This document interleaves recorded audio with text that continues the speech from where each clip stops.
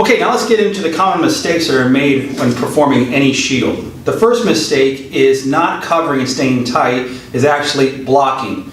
Remember, this is not a block per se. You must stay tight and compact when performing any shielding. Blocking or reaching out is just going to open your target up and your gate up to being more susceptible to getting taken out. So you must stay in very tight again when deploying these things in here. When I say tight in here is you got to be able to keep your head down, your chin down in here, and as you bring your limbs up in here like this, you still have to be able to move your arms around your head in here. So as a good striker is not going to throw these wild punches. I mean, if he throws a wild hook in here, it's very easy to kind of go, okay, there it is in here. Or if he does it again in here, I probably can reach out and block like this. So, you know, it may take some time getting used to staying very tight and compact in a shield, but if he's a good striker in here and he's throwing a swarm of punches, all right, I need to make sure that I don't open up in here very tight in here like this.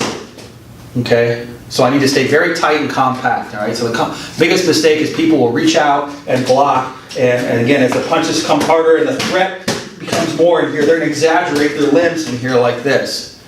Okay, and simply he's just going to go around or slip through. The second common mistake is not keeping your head in the pocket. And what that means is that's kind of like the opposite here. I could have my limbs in here like this initially, but as he throws punches, instead of extending my limbs out here and blocking, as he throws the punches in here, I actually pull my head back, which creates the same problem. So if you notice this, right, blocking brings my arms out in here, and not blocking but just covering and pulling my head away out of the pocket creates the same problem, and he simply just will go around. Okay, so that's the second mistake. The third mistake is staying too passive. Remember, the shield is not a stance or a guard that you're going to stay in for any length of period of time. You want to stay in it in the shortest amount of time frame as possible. You want to get out of there or get back into the fight and get to this and get the hit off in here. So you must do something that's going to put the threat back on here. So that doesn't mean that you're going to counter immediately, but if I had to think about it in theory, I want to counter or strike back as soon as I possibly can, as soon as I have that moment. And whenever that moment is, you have to decide when that is.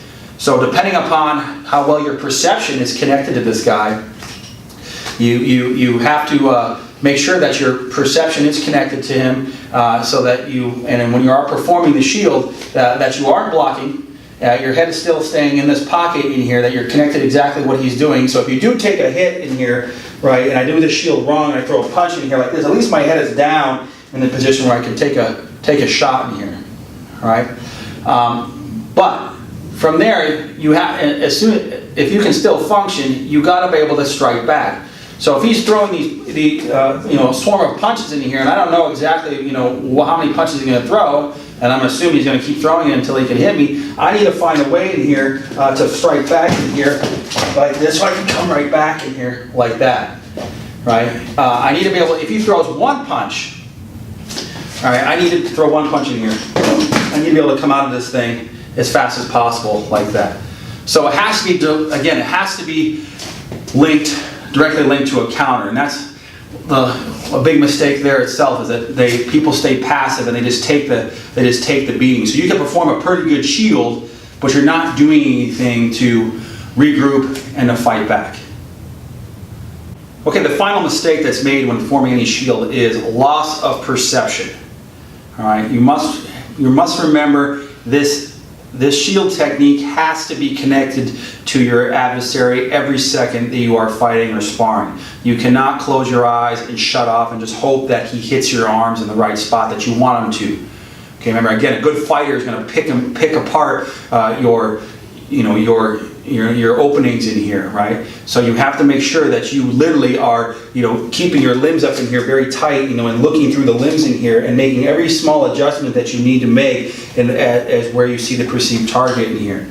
So if I think he's coming to the upper gate in here like this, and the last second he changes to the body in here, I need to make sure that I can get myself, in a position to deal with that in here. I cannot just shut off.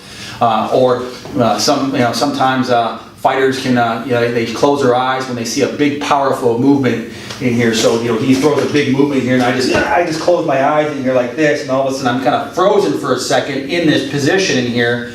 And there's where you're going to get that extended blocking or the covering in here and just loss of perception. And then what happens is that defense, whether it's shielding or covering or whatnot, doesn't work at all because there was no operator connected to it. So operator error, keeping your perception connected to every action and inaction that your opponent makes is the final mistake that's very critical that we want to address.